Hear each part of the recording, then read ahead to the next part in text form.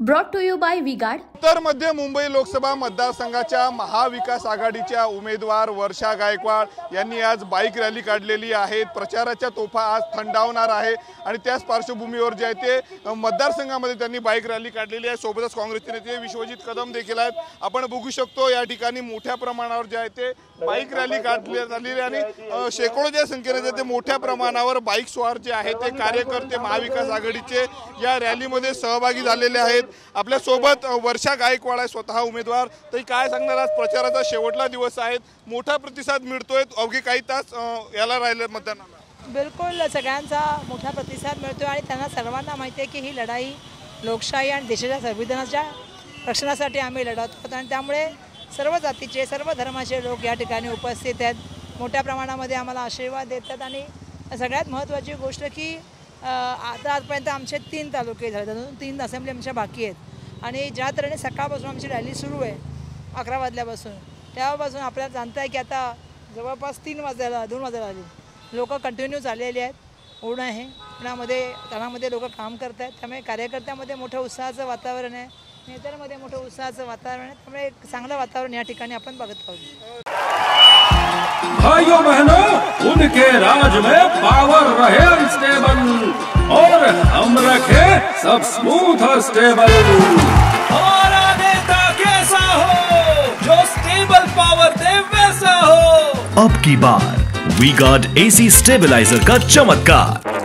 राज्याचं लक्ष या मतदारसंघाकडे लागलेलं आहे, कारण उज्ज्वल निकम तुमच्या विरोधात आहेत। अनेक मुद्द्यांवर इथली निवडणूक लढवल्यात गेलेली आहेत। दहशतवादाचा मुद्दा असेल, कसाबचा मुद्दा असेल, काय सांगणार आहे?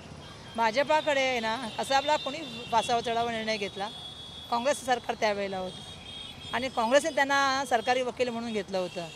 खरं सांगायचं झालं तर त्यांनी या 20-22 दिवसामध्ये एकदाही या जिल्ह्यामध्ये काय विकासाचा दृष्टिकोन असणार आहे याच्यावरती एकही शब्द बोललेले नाहीत। या एरियामधल्या समस्या काय आहेत त्याच्यावरती एक शब्द बोललेले नाहीत। असं आहे की तुम्हालाही माहिती आहे की ज्या तऱ्हेने त्यांचं म्हणजे म्हणतात ना, सातत्याने मोदीजींचं एकच असतं, हिंदू मुस्लिम कब्रस्तान स्मशान। मला कालच्या मीटिंगसुद्धा अपेक्षा होती की मोदीजी मुंबईमध्ये आणि महाराष्ट्राबद्दल काही बोलतील। मुंबईला या 10 वर्षात तुम्ही काय दिलं हा जेव्हा प्रश्न आम्ही त्यांना विचारतो त्यांच्यावर उत्तरच नाही आहे। महागाई बेरोजगारीबद्दल उत्तर नाही। मोदीजी तुम्ही महाराष्ट्रातले आणि मुंबईतले उद्योग बाहेर घेऊन गेलात, त्याचं तुमच्याकडे उत्तर आहे का?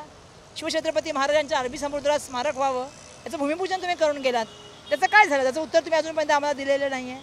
मला प्रश्न असा आहे की या देशाची आर्थिक राजधानीचे फायनान्शियल सेंटर तुम्ही घेऊन गेलात, या 10 वर्षात 1 रुपयासुद्धा निधी केंद्र सरकारने आम्हाला दिलेला नाही आहे। रेल्वेचा प्रश्न आहे, मी यासाठी म्हणते ना की सातत्याने तुम्ही लोक सगळ्या म्हणजे एक वेगळीच भूमिका करण्याचा प्रयत्न करता।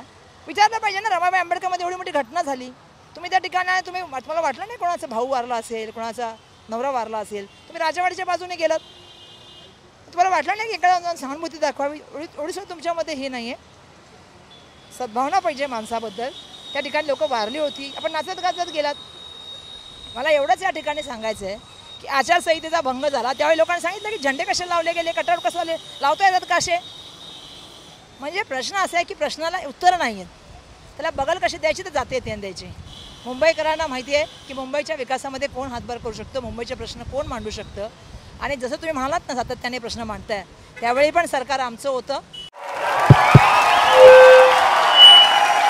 उनका बैकअप सिर्फ कल तक और हमारा चांद तक। हमारा नेता कैसा हो जो नॉन स्टॉप बैकअप दे वैसा हो। अब की बार V-Guard इन्वर्टर बैटरी का चमत्कार। मुख्यमंत्री आमचे होते, आमच्या मुख्यमंत्र्यांनी नैतिकतेचा जे त्यावेळी धरून राजीनामा दिला होता विलासराव देशमुखांनी। काल रमाबाईची घटना झाली, लोक मृत्युमुखी पडले, तुम्हाला माहिती आहे की त्या ठिकाणी इलिगल एवढं मोठं स्ट्रक्चर बांधलं गेलं का? मुख्यमंत्री महोदयाने राजीनामाने दिला नैतिकता जबाबदारी घेऊन। त्यामुळे मला एकच सांगायचं की कधीही ते प्रश्नावर उत्तर देत नाहीत, त्याला बगल देण्यासाठी जातीयतेचा वापर करतात। विजयाचा किती विश्वास वाटतो?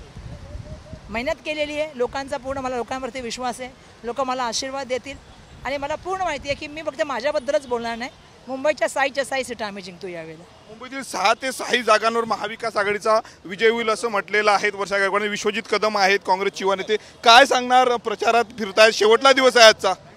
गेल्या काही दिवसांपासून मी मुंबईमध्ये आहे आणि मुंबई शहराचं अत्यंत चांगलं वातावरण आहे। मुंबईमध्ये आदरणीय उद्धव बाळासाहेब ठाकरे साहेबांच्या बाबतीत प्रचंड मोठी सहानुभूती आहे. त्यांच्या बाबतीत जे घडलं महाराष्ट्राच्या राजकारणात त्याची नाराजगी आहे.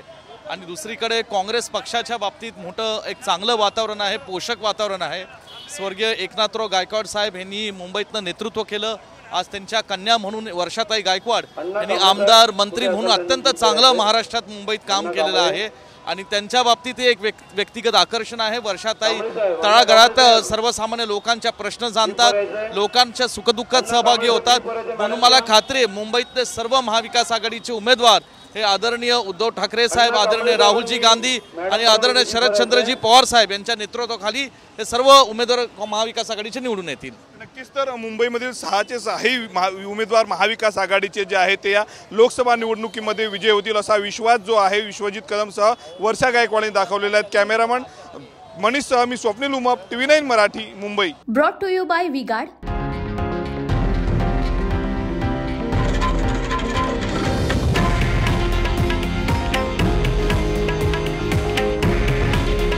हे आहे देशातील नंबर 1 न्यूज नेटवर्क आणि आपण पाहत आहात TV9 मराठी. काळजी तुमची, हित महाराष्ट्राचं.